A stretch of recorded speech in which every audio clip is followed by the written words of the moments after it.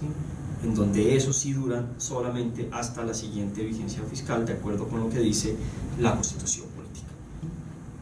Digamos que allí lo que se pretende reforzar al final de cuentas es el principio democrático que envuelve que no puede existir gravamen sin representación. Diríamos nosotros que aquí, digamos, frente a estos decretos legislativos, el control también es un control integral, que implica el examen tanto de asuntos de forma como asuntos de fondo. Digamos que la forma acá pues es al final de cuentas bastante simple. Digamos, estos decretos tienen que ir acompañados por la firma del presidente de la República y de todos los ministros, tiene que ser expedido durante la vigencia del estado de excepción. Si eventualmente fuera una prórroga, pues tiene que hacerse efectivamente dentro de la misma prórroga. Si se trata de uno que desarrolla el estado, pues él tiene que expedirse con fundamento en el que declaró el estado de excepción y tienen que estar debidamente motivados. Ya digamos en lo que refiere a los asuntos de fondo, el control va a cambiar. Cuando se trata del decreto que declara el estado de excepción, pues allí el control va a ser en relación de si se dan o no se dan los supuestos que la Constitución señala para que se presente el estado de excepción. Si uno mira, por ejemplo, el estado de emergencia económica, social y ecológico, allá nos dice que se trata de hechos sobrevivientes y extraordinarios. Entonces necesariamente hay que acreditar que se trata de esas dos hipótesis, ¿sí? Pero si se trata, por el contrario, de decretos que se profieren en desarrollo del Estado, pues allí, digamos, el examen ya va a pasar tanto por una confrontación, digamos, de esas normas frente a la Constitución política, como frente a las cargas que se establecen en la Ley 137 del 94, que es la Ley Estatutaria de los Estados de Excepción, en donde consagra, digamos, ya unas limitaciones vinculadas con la proporcionalidad de las medidas, la finalidad de las medidas, la conexidad de las mismas, etcétera, etcétera. El procedimiento que tiene la Corte Constitucional, digamos, es muy sencillo. Inmediatamente el texto de los decretos legislativos son enviados a la Corte, pues este tiene la obligación de proceder a su conocimiento. Para el efecto, lo que dice el decreto 2067-91, que ustedes pueden verificar entre los artículos 36 a los artículos 38, que es en donde se señala este procedimiento, es que allí básicamente lo que hay es que se fija, digamos, un término en lista bastante corto, que son de 5 días, luego de lo cual tiene el procurador un término de 10 días para el concepto, luego el magistrado tiene 8 días para presentar ponencia y finalmente la sala plena tiene un término de 20 días para fallar. Son términos bastante reducidos. ¿Y por qué son tan reducidos? Porque estas normas ya entraron en vigencia, ¿sí? Generalmente, o sea, se expiden las normas de los estados de excepción y generalmente entran inmediatamente en vigencia. Digamos, ¿por qué razón se da esa lógica? Pues porque quieren responder a una situación de anormalidad que implica que la medida se adopte ya. Entonces, por esa razón, los términos son muy cortos, porque se busca precisamente asegurar que si por alguna razón una de esas medidas es inconstitucional, pues su efecto dentro del ordenamiento jurídico sea el menor posible y el impacto sea por ende también el menor posible. Digamos que allí se presenta una hipótesis que a veces es curiosa, porque como todos los decretos tienen que ser enviados a control, lo que ocurre es que al mismo tiempo puede estar adelantando, digamos, el procedimiento para efectos de adelantar el control frente al decreto que declara, y al mismo tiempo van los procedimientos frente a cada uno de los decretos que se han expedido adoptando medidas. La Corte ha señalado que cuando yo declaro la inconstitucionalidad del decreto que declara el estado de excepción, los demás resultan inconstitucionales por consecuencia. ¿Y por qué razón? Porque es que el fundamento de estos decretos que desarrollan el estado de excepción es el decreto que declara el estado, y si el decreto que declara el estado desaparece del ordenamiento jurídico, pues lo otro no puede subsistir. Es una consecuencia obvia de la declaratoria del estado de excepción del decreto que declara el estado. La otra hipótesis de control,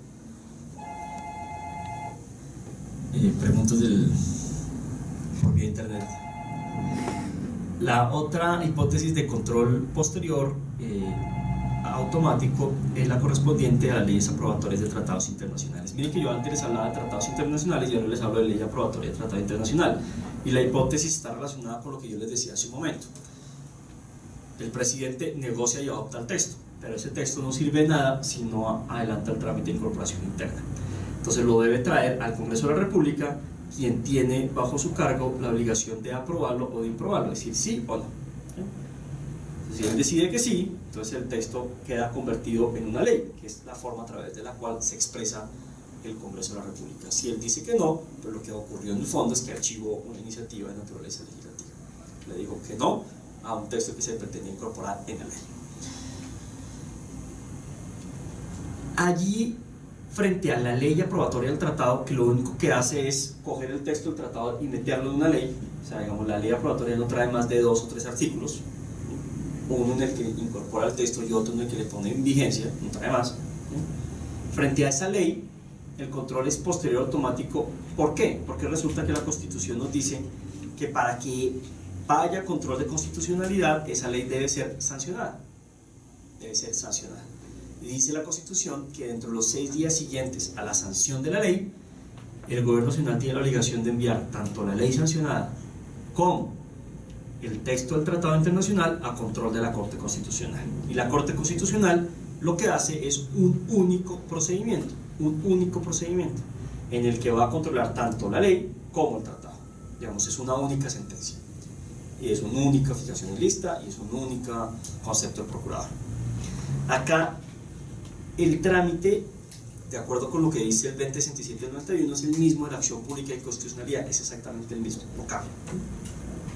Lo que nos va a cambiar a nosotros es el alcance de la decisión que adopte la Corte Constitucional. ¿Por qué razón? Porque aquí pueden presentarse igualmente hipótesis de que declare constitucional, de que declare totalmente inconstitucional o que declare parcialmente inconstitucional. Entonces, si declara totalmente constitucional, lo que va a ocurrir es que frente a la ley, esta va a seguir produciendo efectos jurídicos, y frente al tratado queda habilitado para obligar al Estado colombiano. Entonces procederá a la ratificación, al canje de notas, a la adhesión, al mecanismo que se haya acordado, o si no se acordó, pues al que considere idóneo. Y frente al tratado, lo que va a ocurrir, ya estaba, y la ley se sigue ejecutando. En relación, si la declara totalmente inconstitucional, lo que va a ocurrir es que, si es la totalidad, digamos, del tratado, pues que el mismo va a tener que archivarse la iniciativa legal, y obviamente tratándose de la iniciativa legal se archivará, y tratándose del tratado, pues el Gobierno Nacional no podrá manifestar el consentimiento obligando al Estado colombiano.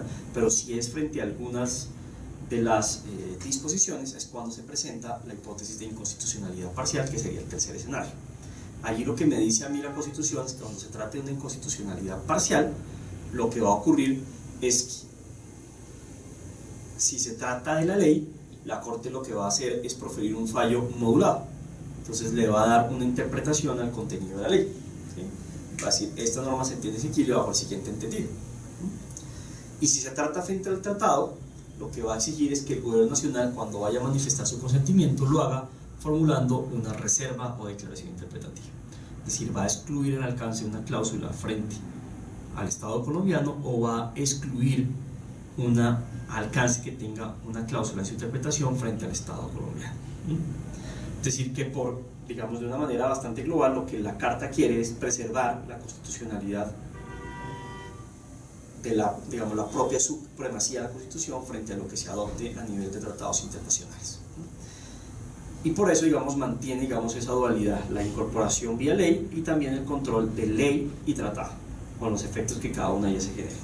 Digamos que en términos curiosos uno podría decir que puede llegar a ocurrir que, como la ley es sancionada, la ley de un tratado internacional produzca efectos a nivel interno, pero en la medida en la cual el Estado colombiano no manifiesta su consentimiento, porque el presidente puede o no puede hacerlo, ¿sí? Es autónomo la Dirección de Relaciones Internacionales, el tratado no surta efectos a nivel internacional.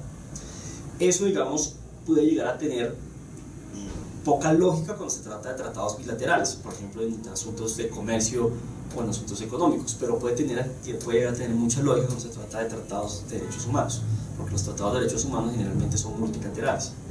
Entonces, lo que puede ocurrir, y ya se ha presentado, es que una ley que incorpora, por ejemplo, una convención internacional sobre derechos de un sujeto o sobre un determinado derecho, esos, a partir de la sanción, ya estén produciendo efectos jurídicos a nivel interno, a pesar de que el Estado colombiano todavía no ha manifestado su consentimiento obligándose frente a ello.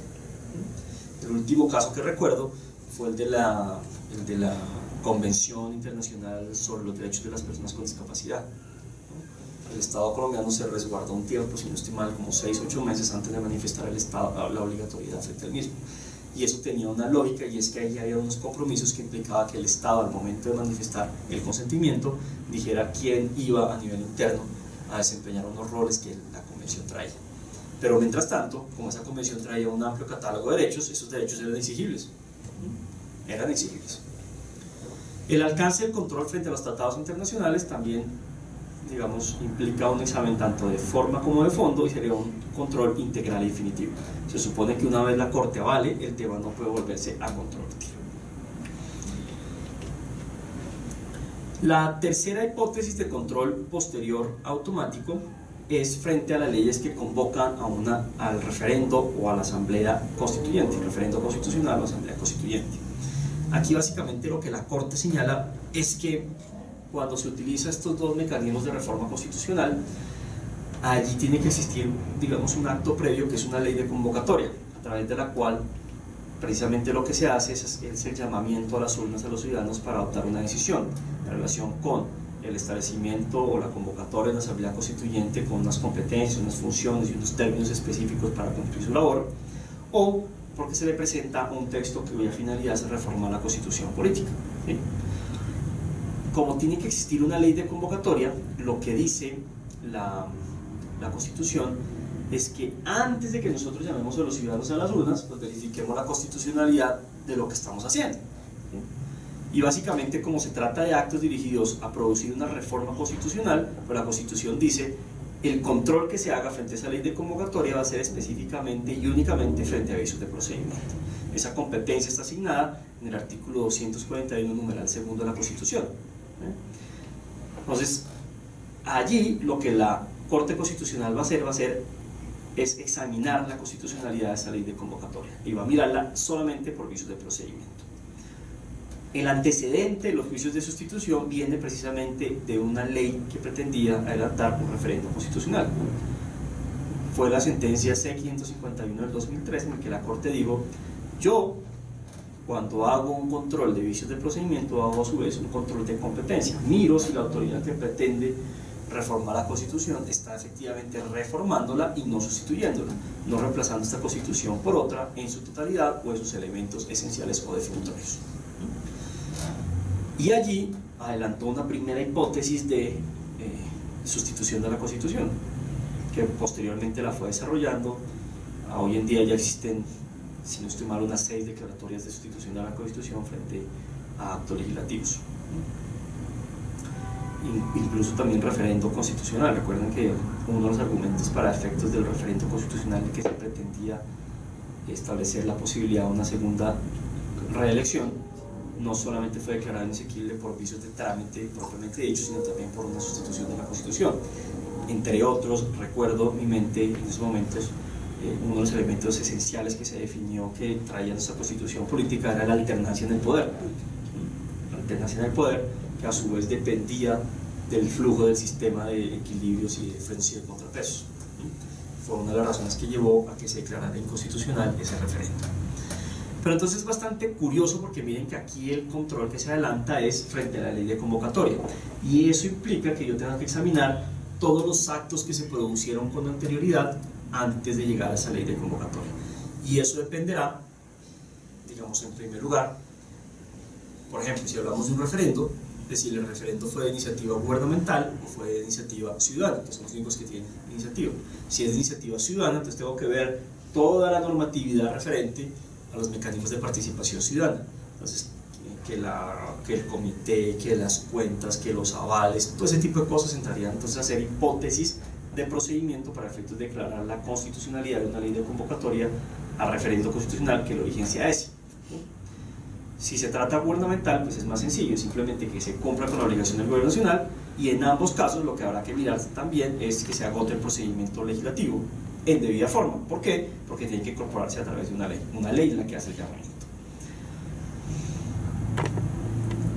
La cuarta hipótesis de control posterior automático es frente a las leyes que convocan referendos, pero sobre leyes o consultas populares o plebiscitos del orden nacional.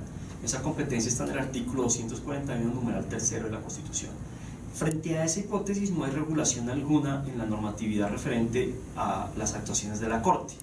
En realidad, esa la viene a encontrar uno es en la regulación referente a los mecanismos de participación ciudadana, en la ley 134 del 94. A hoy en día eso no se ha producido, o sea, no hemos tenido en Colombia ningún antecedente en la que se haya hecho uso de esa figura de control por parte de la Corte.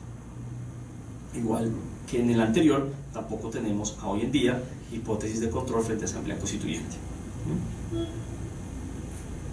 El procedimiento que se adelantaría es el mismo procedimiento de la acción pública de inconstitucionalidad, solo que en la primera de las hipótesis, cuando hablábamos de leyes de convocatoria a referendo constitucional a la Asamblea Constituyente, la ley permite que la Corte reduzca el término sin que establezca, digamos, en concreto un parámetro para tal. Simplemente dice que se podrá reducir el término.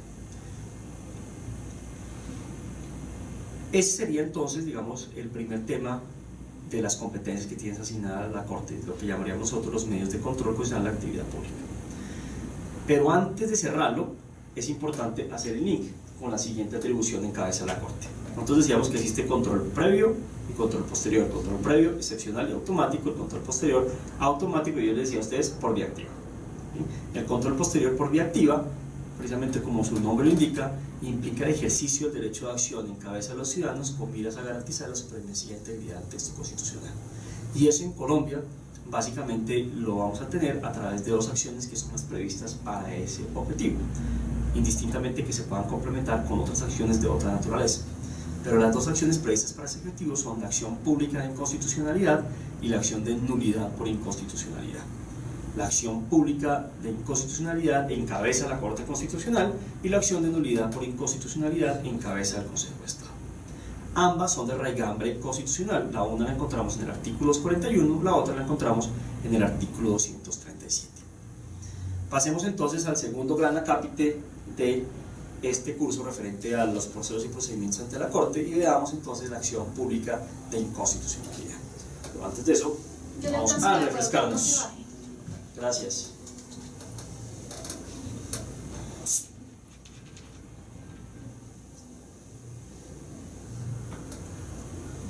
Como les decía a ustedes, la acción pública de inconstitucionalidad aparece consagrada en el artículo 241 de la Constitución Política y la vamos a encontrar básicamente en tres numerales de este artículo, que es el numeral primero, el numeral cuarto y el numeral quinto. Cuando uno lee los tres numerales va a encontrar, digamos, un común denominador, utilizando expresiones matemáticas. Nos dice decidir sobre las demandas de inconstitucionalidad que promuevan los ciudadanos. Ese es el elemento común. Es decir, allí lo que está consagrando es la posibilidad de ejercer el derecho de acción para que los ciudadanos, a través de una demanda, cuestionen unas normas jurídicas ante la Corte Constitucional. Lo que uno debe saber entonces es cuáles son las normas jurídicas que pueden ser cuestionadas ante la Corte Constitucional. Y esas son las que nos enumera el numeral primero, el numeral cuarto y el numeral quinto en principio.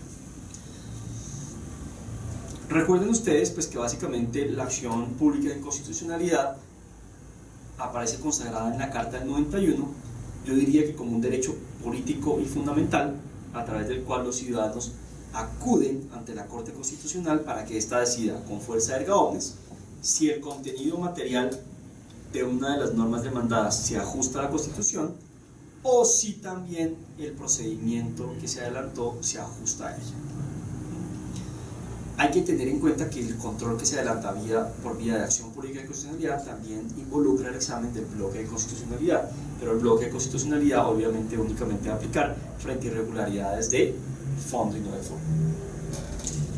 El origen de la acción pública de constitucionalidad, como ustedes saben, pues deviene del acto legislativo número 3 de 1910, en donde inicialmente se atribuyó esta competencia a la Corte Suprema de Justicia.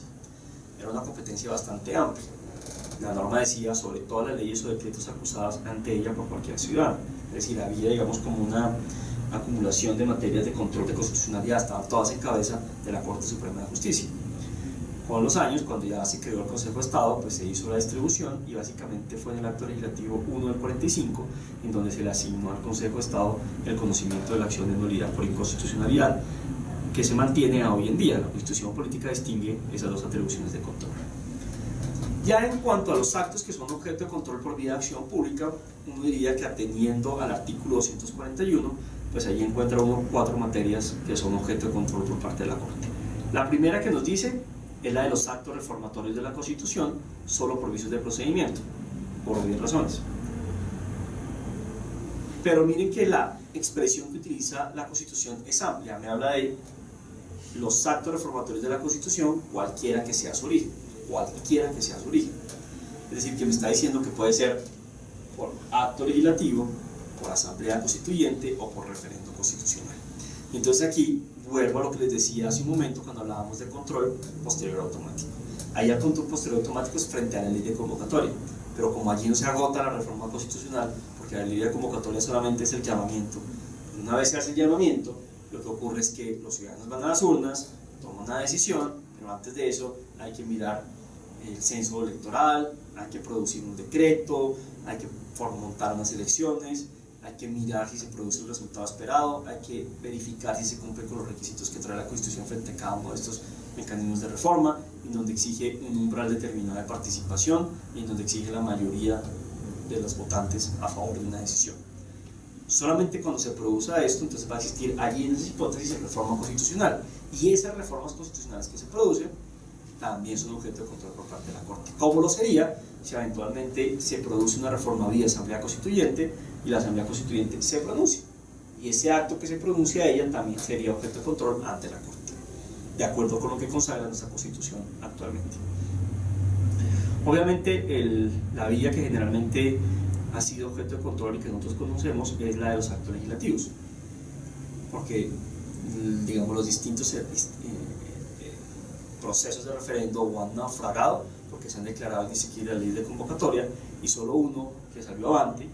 El efecto que generó es que de las 14 normas que se proponían a los ciudadanos solamente se aprobó una, pero frente a esa que se aprobó hubo control de constitucionalidad, que fue la sentencia C-973 del 2004, es decir, frente ya al producto, a lo que se profirió en su momento por parte del referéndum que fue aprobado por los ciudadanos, y se alegaban, como debe ser, solamente vicios de procedimiento. Allá los vicios de procedimiento estaban en relación con si se había cometido una irregularidad por parte del gobierno nacional al momento en el cual se hizo la convocatoria, porque se hizo la convocatoria con base en la comunicación que le envió la Corte de que se había adoptado la decisión y no con base en la sentencia que había adoptado el control. Y eso era así porque incluso las normas de la ley 134 y 94 lo permiten. La segunda hipótesis de control vía acción pública de inconstitucionalidad son las leyes que no tengan otra modalidad de control, que aquí será tanto por vicios de procedimiento como por vicios materiales. Decimos que las leyes que no tengan otra modalidad de control porque ya vimos que leyes estatutarias van por otra vía y ya vimos que leyes aprobatorias de tratado internacional van por otra vía. Entonces las otras irían, digamos, bajo esta posibilidad de ser controladas vía acción pública de inconstitucionalidad. La tercera hipótesis de control son los decretos leyes, que como ustedes saben son aquellos a través del cual se habilita al gobierno nacional para expedir normas, decretos que tienen fuerza de ley. Estos decretos leyes tienen su origen en virtud de lo previsto en el artículo 150 numeral 10 de la Constitución. Finalmente, la Constitución dice que también el decreto que pone en funcionamiento el Plan Nacional de Inversiones Públicas. Igualmente se dice que tanto por contenido material como por vicios de procedimiento su formación. Esas, digamos, son en principio las competencias que tiene asignada la Corte Constitucional dentro del artículo 241 numeral 1, 4 y 5. No hay que desconocer que la jurisprudencia constitucional pues ha ido ampliando, digamos, ese catálogo de materias objeto de control.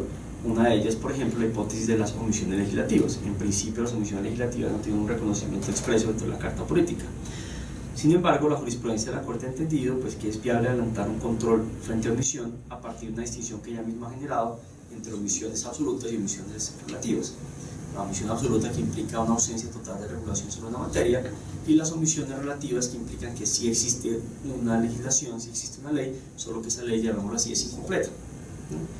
Y entonces lo que implica es que lo que se hace a través del control de constitucionalidad es detectar ese vacío, porque ese vacío implica una violación de la Constitución. La mayoría de las hipótesis de omisiones relativas siempre han estado vinculados a problemas de igualdad. Por eso cuando uno mira los requisitos que la Corte exige para adelantar un control vía omisión legislativa, uno encuentra que ya hay como un supuesto siempre de igualdad, siempre de igualdad. Sin embargo, no quiere decir que esa sea la única vía. También puede haber omisiones legislativas, por ejemplo, en el señalamiento de la garantía del debido proceso, por ejemplo.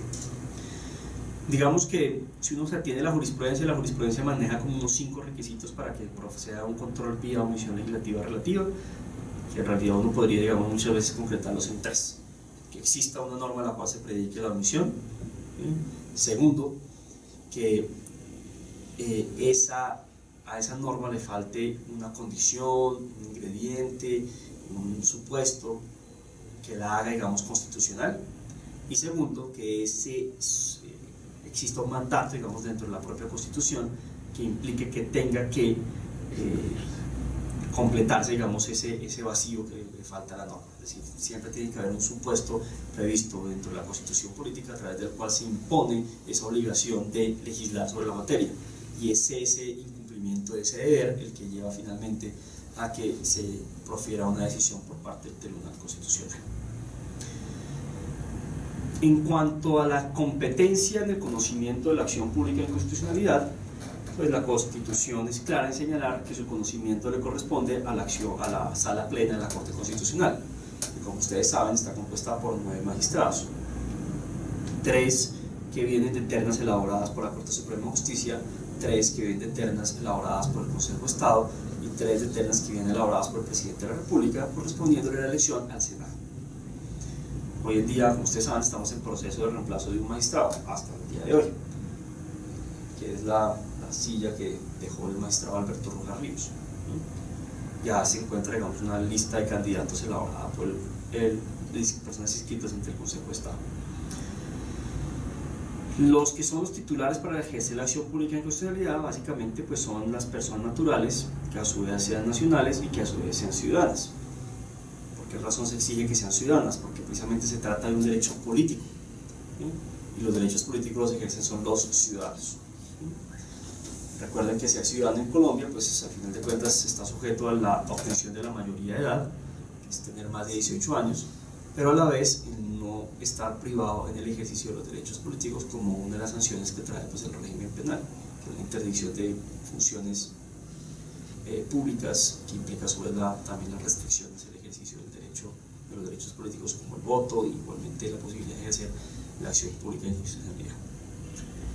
Los parámetros de control son básicamente 2, diría uno, incluso uno podría decir 1 para ser incluso más preciso, que sería la Constitución, pero uno muchas veces dice 2 para poder resaltar el bloque de constitucionalidad. Uno diría que es 1 porque al final de cuentas el bloque de constitucionalidad tiene su origen en la propia Constitución. La Constitución es la que remite la existencia de otras normas que la complementan y que la desarrollan en algunos aspectos puntuales. Y eso es lo que se hace, por ejemplo, cuando el artículo 93 alude a los tratados internacionales de derechos humanos, también lo hace el 94, o el 215 lo hace frente al VIH, etcétera, etcétera. Recuerden que dentro de ese parámetro de control, pues también está lo que se llama, digamos, el bloque de constitucionalidad lato sensu, que son normas de inferior jerarquía a la Constitución, pero que se convierten en parámetros de control de las normas ordinarias. Y ahí encuentra uno básicamente las leyes orgánicas y algunas expresiones de leyes estatutarias, no todas, algunas. Eso depende de la rigurosidad que frente al sometimiento de las mismas establece la propia Constitución. Por ejemplo, la ley estatutaria de administración de justicia no es un parámetro de control y nunca lo ha sido. Pero uno puede decir lo mismo frente a leyes estatutarias de mecanismos de participación. Incluso yo les decía hace un momento, recuerden ustedes, hablamos de referendo, cuando yo voy a hacer un referendo de iniciativa popular tengo que someterme a esas normas y la Corte va a verificar que esas normas se cumplan como hipótesis de procedimiento.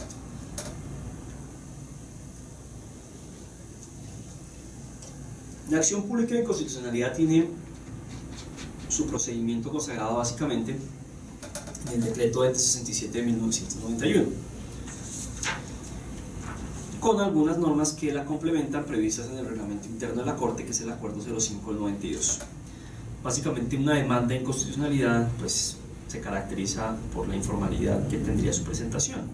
Básicamente lo que debe señalarse es la norma acusada, la norma constitucional infringida.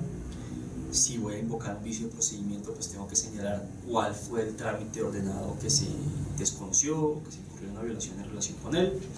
Tengo que justificar la competencia de la Corte, tengo que decir su competencia justifica porque el 241.1 lo establece, porque el 241.4 lo señala, porque el 241.5 así lo dice, o porque se trata de una omisión, usted lo ha señalado en su jurisprudencia.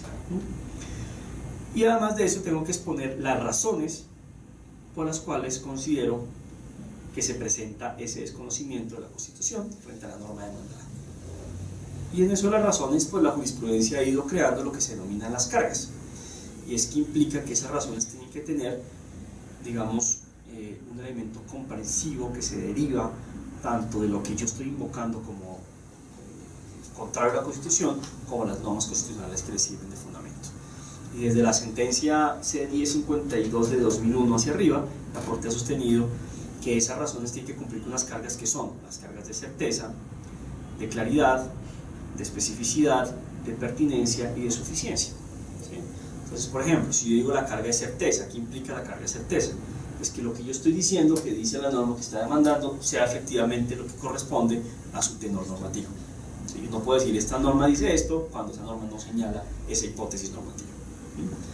¿Qué implica la carga de claridad? Pues que yo tengo que exponer de una manera inteligible lo que allí se señala como acusado. Yo no puedo entrar a exponer digamos, argumentos que al final de cuentas no se entienden. ¿Sí? Digamos, se exige, digamos, por lo menos un hilo conductor en la argumentación que le permita a uno como lector y como corte, digamos, entender lo que se señala como objeto de acusación. Por ejemplo, la carga de suficiencia implica que tiene que existir por lo menos el escrito tiene que tener una capacidad de generar por lo menos una duda mínima en relación con la asequibilidad de las normas. Y eso muchas veces está atado, digamos, ya con el conocimiento de la jurisprudencia constitucional. Pero cuando ya hay asuntos que han sido ventilados ante la jurisprudencia de la Corte y la Corte ya ha ido señalando, por ejemplo, ha ido tomando partida en relación con un tema y ha dicho, mire, esto se entiende que es exequible en 1, 2 o 3 veces o 4 veces y un ciudadano demanda por lo mismo, pese a que sea una norma distinta el tema, pues seguramente la Corte le va a decir, venga, pero dígame por qué razón, si nosotros ya hemos dicho eso 200 veces, esto es inconstitucional. ¿Sí? Entonces ahí ya como una carga de tratar de no generar debates que al final de cuentas terminan siendo desgastantes para la administración de justicia cuando uno sabe que la consecuencia ya está de una u otra manera señalada, digamos, en precedentes de la Corte. Es decir, ahí hay que tener, digamos, una carga de tratar de exponer unas razones que lleven a que verdaderamente se genere ese debate constitucional. Y las otras, las de especificidad y pertinencia. La especificidad implica que necesariamente tiene que existir, digamos, la labor de confrontar las normas, es decir, a mí de nada me sirve que me diga yo demando esto porque desconoce esto sin que yo haga digamos, el ejercicio de encontrar por qué, si es que se presenta ese desconocimiento. O sea, no basta la simple afirmación de eso viola el debido proceso, eso viola la igualdad. No, ¿por qué viola el debido proceso? ¿Por qué desconoce la igualdad? Entonces usted tiene que explicar dónde se presenta la violación. Incluso, digamos, en algunas ocasiones la Corte es muy rigurosa cuando se trata de juicios de igualdad. Que la igualdad no simplemente es decir que existe una distinción de trato entre las personas, porque la distinción de trato per se no es contraria al ordenamiento constitucional, entre otras porque no todas las hipótesis son iguales. Por el contrario, hay que explicar es por qué tendría que darse una igualdad de trato frente a determinadas hipótesis, o por qué esas son asimilables, dónde está el criterio de distinción y por qué eso no es razonable. Y finalmente, el de la pertinencia implica que el examen de constitucionalidad deba derivarse del contenido de las normas constitucionales. Entonces, cuando yo abro la Constitución y me dicen, no, es que eso viola el deber de la votación nominal y pública, ¿sí? Entonces digo, sí, pero es que recuerden que la Constitución establece una excepción, es decir, salvo los casos determinados por la ley. Entonces, explíqueme por qué esto no puede estar dentro de una hipótesis de la ley. Es decir, no me tome las lecturas de las normas de maneras separadas de la integridad de lo que ya regulan, manténgame la unidad constitucional, no trate de crear una hipótesis de control excluyendo solamente unas partes de la norma constitucional y no mirando la norma constitucional en su integridad. Si las personas cumplen con estos requisitos, digamos, en lo más complejo sería el tema de las cargas que se imponen para efectos de formular la demanda de inconstitucionalidad, pues obviamente la demanda será debidamente admitida. El término que tiene, digamos, para adelantar este control de admisibilidad básicamente es un término de 10 días y allí el magistrado sustanciador lo que puede hacer es adoptar